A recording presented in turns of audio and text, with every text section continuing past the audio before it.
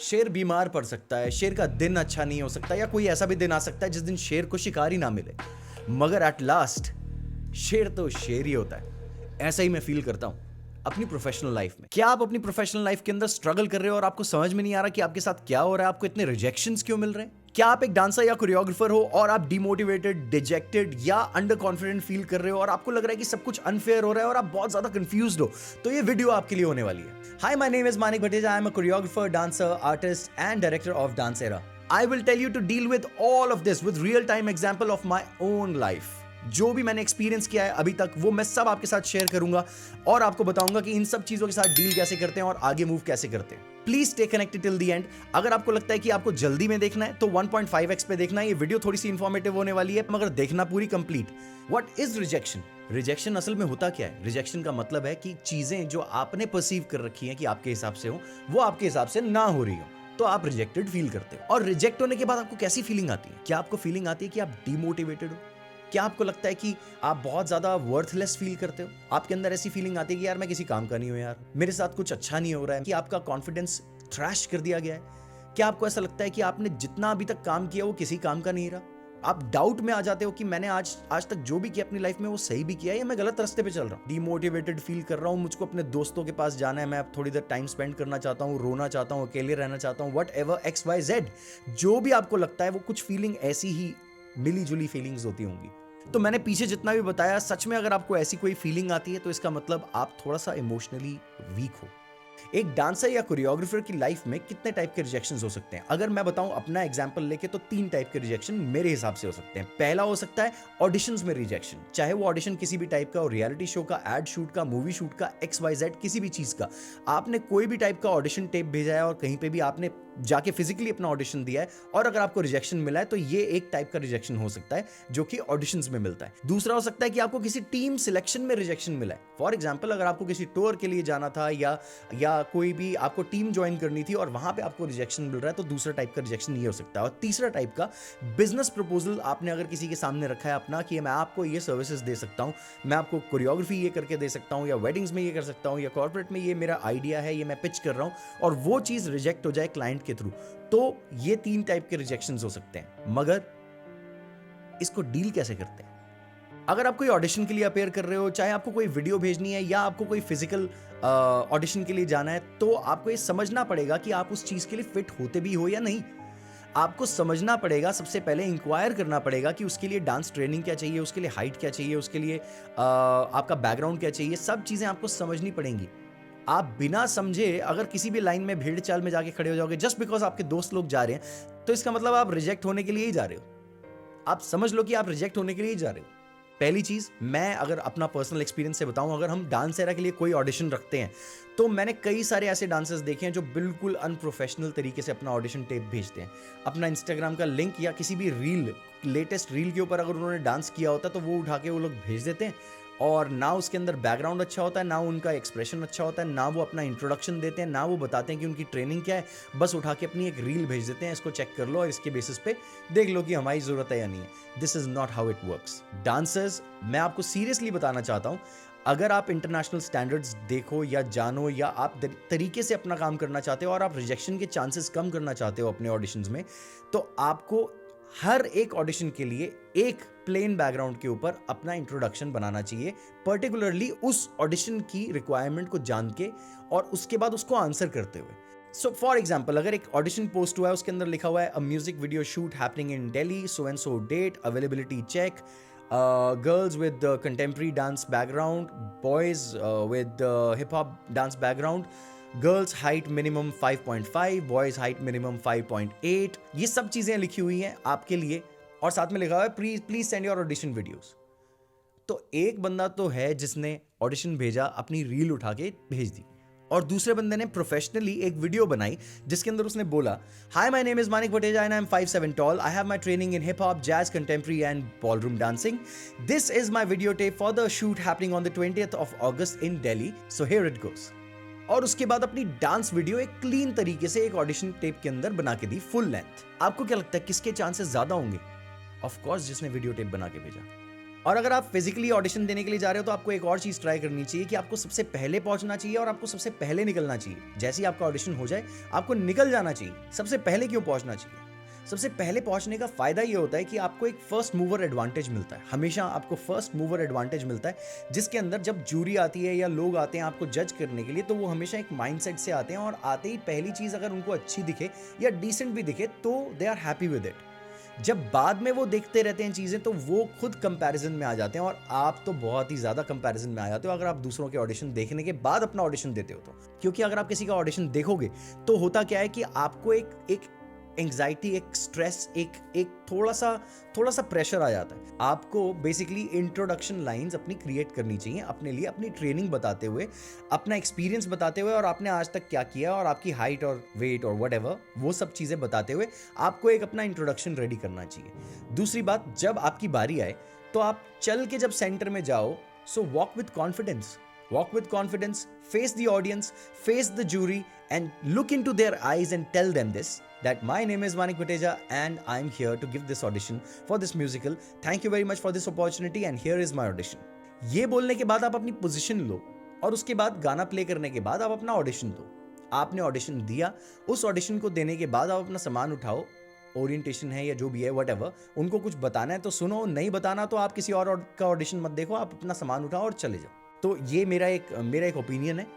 हो सकता है कि लोग सोचें कि यार मैं दूसरों को देख के ज़्यादा इंस्पायर हो जाता हूँ और मुझको लगता है कि इनको कॉम्पिटिटिव हो जाता हूँ।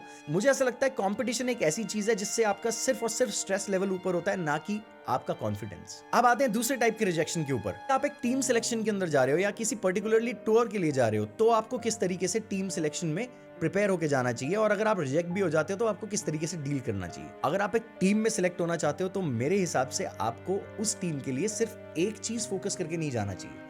आपको अपनी हर वो एक्सपर्टीज टेबल पे रख देनी चाहिए जो आप ऑफर कर सकते हो। फॉर एग्जाम्पल, अगर आप डांस के ऑडिशंस के लिए जा रहे हो तो आपको डांस तो दिखाना ही है।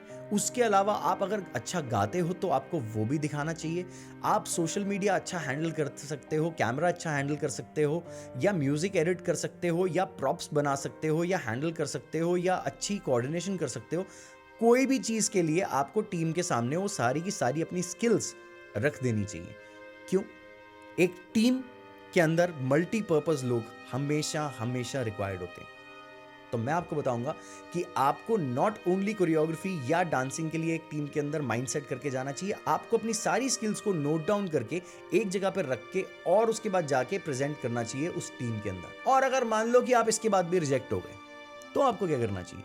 आपको इंस्टेड ऑफ रोने के या अंडर कॉन्फिडेंट होने के या डिजेक्टेड फील करने के या डिसअपॉइंटेड होने के, आपको एक चीज करनी चाहिए कि आपको उस टीम की रिहर्सल्स जब भी हो रही हैं आपको वहां पे जाके सीखना चाहिए, पीछे खड़े होके उनकी क्लास को या उस टीम की रिहर्सल को बिना डिस्टर्ब किए। अब आप इमेजिन करो, आप एक लाइन के अंदर खड़े हुए हो और आप बिल्कुल वहां पे पहुंच जाते हो जिसके बाद अगला नंबर आपका होने वाला है और वो विंडो शट हो जाती है, तो आप कैसा फील करोगे? आप कंफ्यूज हो जाओगे, राइट? यही वो फीलिंग है। टीम के अंदर आपको हमेशा अपने उस नंबर को बनाए रखना है, आपको अपनी जगह पे खड़े रहना है और अटल रहना है अपनी जगह पे। मैं टीम में नहीं हूं मगर मुझको कोई फर्क नहीं पड़ता, मैं पीछे आके अपना काम, अपनी लर्निंग लेना चाहता हूं, मैं इस टीम का पार्ट बनना चाहता हूं। अभी नहीं तो कभी और सही, मगर मुझको यहाँ पे लर्निंग जरूर मिलेगी, इसलिए मैं आना चाहता हूं। अगर आपके अंदर ये जज्बा होगा और अगर आपके अंदर ये स्पिरिट होगी कि आपका नंबर कभी ना कभी तो आएगा और आप हमेशा उस चीज के लिए कंसिस्टेंटली लगे रहोगे, तो आप अपनी जगह उस टीम के अंदर जरूर बना लोगे। आपको कुछ हासिल हो या ना हासिल हो, आपको नॉलेज जरूर मिलेगी, मगर एक दिन ऐसा जरूर आएगा जिस दिन आपका नंबर जरूर आएगा। मेरे एक टीचर ने एक बार ही बोला था कि जो टैलेंटेड है उसको आप कभी भी वर्क एथिक्स नहीं सिखा सकते, मगर जिसके अंदर वर्क एथिक्स हैं और जो कंसिस्टेंट है, जो सीखना चाहता है और हमेशा डिसिप्लिन में रहता है, उसको आप टैलेंट जरूर सिखा सकते हो।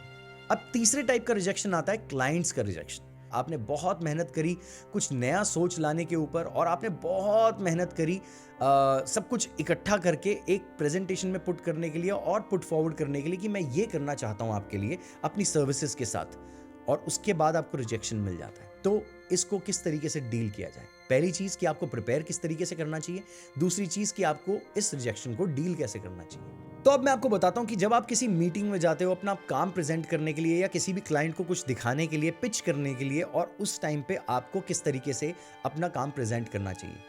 आपको सबसे पहली चीज कि आपको अपने बारे में बताना चाहिए, आपका बैकग्राउंड क्या है, आपने किस तरीके से कितना वक्त इस काम के अंदर दिया है, आपकी कंपनी ने कौन कौन से काम किए हैं, आपके क्लाइंटल क्या रही है, आपको ये सब चीजें दिखानी बहुत जरूरी है।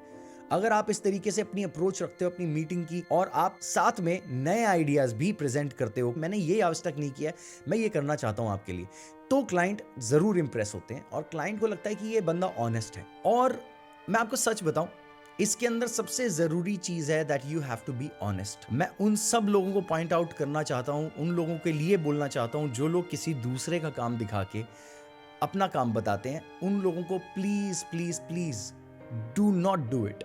क्योंकि अगर आज वो काम आपको मिल भी जाएगा मगर उसको आप डिलीवर प्रॉपरली नहीं कर पाओगे अगर आप किसी और का काम दिखा के अपना काम बता रहे हो। तो ऐसे कई सारे लोग हैं जो हमारी वीडियोस ही डाउनलोड करके यूट्यूब से दिखा के जाके क्लेम करते हैं कि हमारा काम है, और हमारे लोगोस को ब्लर कर दिया जाता है, और हमारी जो फुटर है उसके ऊपर भी एडिट करके क्रॉप कर दिया जाता है उसको। तो ये सब चीज़ें कभी भी किसी को कहीं पे नहीं पहुंचाएंगी। अगर आपके अंदर वो ऑनेस्टी है कि आप क्लाइंट के सामने बैठ के बोल सकते हो कि नहीं सर मैंने नहीं किया ये काम, मुझे ये काम नहीं आता मगर मैं करना चाहता हूँ, अगर आप ये ऑनेस्टी दिखाते हो अपने काम के अंदर और जाके मीटिंग्स के अंदर, तो डेफिनेटली आपको काम मिलेगा। अगर आपको क्लाइंट मीटिंग के अंदर रिजेक्शन मिलता है, इसका मतलब शायद आपकी नॉलेज कंप्लीट नहीं है, आपने समझा आधा आधा चीज़ों को है और आप किसी और की चीज़ दिखा के कुछ और बेचने की कोशिश कर रहे हो। आप ओरिजिनल नहीं हो, आपके अंदर वो ऑथेंटिसिटी नहीं है, आपने वो काम किया नहीं है, आप क्लेम कर रहे हो, आपको आधी नॉलेज है, और बहुत सारी ऐसी चीज़ें हो सकती हैं जो लीड कर सकती है इस चीज़ को कि आप अपने आप को सही से रिप्रेजेंट नहीं कर पा रहे हो। मैं आपको एक इंस्टेंस बताता हूँ कि एक बारी, मैं नाम नहीं लूँगा किसी का, मैं एक किसी का ऑफिस था, कम से कम नहीं तो वो जितना बड़ा सिलेक्ट सिटी वॉक है उतना बड़ा ही ऑफिस था उनका। उस ऑफिस के अंदर गया और मैं मिलने के लिए उनके सामने बैठा, तो मैंने बताया कि ये चीज़ों की कॉस्ट लगेगी और ऐसे ऐसे लगेगा, म्यूज़िक एडिट्स वगैरह ये सब चीज़ों की हमने कॉस्ट बता के उनको बता दी कि हम ये चीज़ें करेंगे, वॉइस ओवर्स करेंगे, ऑडियो रिकॉर्डिंग्स करेंगे, तो उसका एक एक्स अमाउंट 15-20 हज़ार रुपये लिख के दिया। स्ट्रेट फॉरवर्ड सारी चीज़ें ठीक बोली उन्होंने बोला ठीक है आप अपनी फीस चार्ज कर रहे हो, आप ये कर रहे हो, वो कर रहे हो, ये कर रहे हो, बट ये ऑडियो जो आपने चार्ज कर रहे हो, आप जो 15-20 हज़ार रुपये जो आपने लिखा है कि आप ऑडियो विजुअल्स के लिए ऑडियो रिकॉर्ड करोगे या XYZ जो भी आप रैप क्रिएट करोगे, जो भी बनाओगे, उन सब चीज़ों का जो भी आपने कॉस्ट लिखा है वो कॉस्ट वायबल नहीं लग रहा। क्यों? क्योंकि कह रहे ये पीछे मालवीय नगर है ना, उसमें 500 रुपये घंटे पे स्टूडियो मिलता है। तो इमेजिन करो कि एक 2000 करोड़ का बंदा मुझको ये बात बोल रहा है कि 500 रुपये का मालवीय नगर में स्टूडियो मिलता है, इसका मतलब उनको कितनी बड़ी नॉलेज होगी। वो चाहे रोल्स रॉयस में घूमते होंगे मगर उनको ये तक भी पता है कि रोड अक्रॉस मालवीय नगर है और वहां पे स्टूडियो कितने का मिलता है। आप एक्स अमाउंट चार्ज करो, आप बहुत बड़ा चढ़ा के चार्ज कर सकते हो मगर अपनी फीस के नाम पे चार्ज कर सकते हो, वो आपका एक्सपीरियंस है, उसको कोई क्वेश्चन नहीं कर सकता। इस काम के अंदर, एंटरटेनमेंट बिजनेस के अंदर कोई भी MRP नहीं होता। आपका कॉन्सेप्ट, आपका आइडिया, आपकी एग्जीक्यूशन और आपका बैक एक्सपीरियंस आपकी लाइफ में कितना रहा है, ये सब चीजें मैटर करती हैं। आपका प्राइस, आप क्या चार्ज कर रहे हो उसके लिए। अगर आपको ऐसी टाइप की मीटिंग्स के अंदर भी रिजेक्शन मिल रहा है तो इसका मतलब कि आप क्लाइंट की बात को समझ ही नहीं पा रहे हो ठीक से।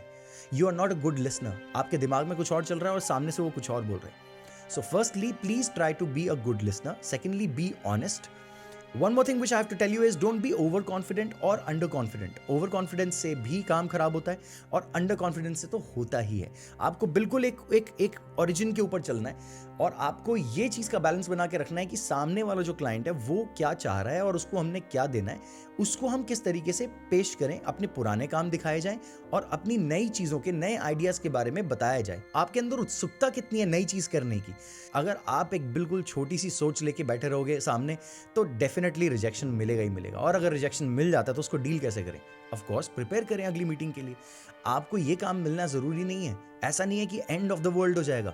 मैं बहुत सारी मीटिंग्स करता हूं, उनमें से मैं सिलेक्ट करता हूं। अब मैं सिलेक्ट करता हूं कि मुझे क्या काम करना है, क्या काम नहीं करना। मैं उस बेसिस पे सिलेक्ट करता हूं कि मुझे मेरी वर्थ मिल रही है कि नहीं मिल रही है। और अगर मान लो रिजेक्शन मिल भी गया तो क्या करना चाहिए? आप घर जाओ और सीधा इस मीटिंग के बारे में वापस अपने आप को रिव्यू करो। नेक्स्ट मीटिंग जो आ रही है उसके अंदर अपने आप को इंप्रूव करके जाओ। और अपने आप को प्रूव करने की कोशिश करो। ये तो थे मेरे तरीके, जिस तरीके से मैं अपना रिजेक्शंस को हैंडल करता हूं। मैं जानना चाहता हूं आपसे कि आप अपने रिजेक्शंस को किस तरीके से हैंडल करते हो। मेरा एम और विजन है कि जितनी गलतियां मैंने अपने करियर में करी हैं, उतनी गलतियां आप लोग ना करो। और प्लीज कुछ इंस्पिरेशन लो मेरी अपनी स्टोरी से, और आप लोगों को वो कुछ किसी भी तरीके से हेल्प कर पाए तो it will be great for me.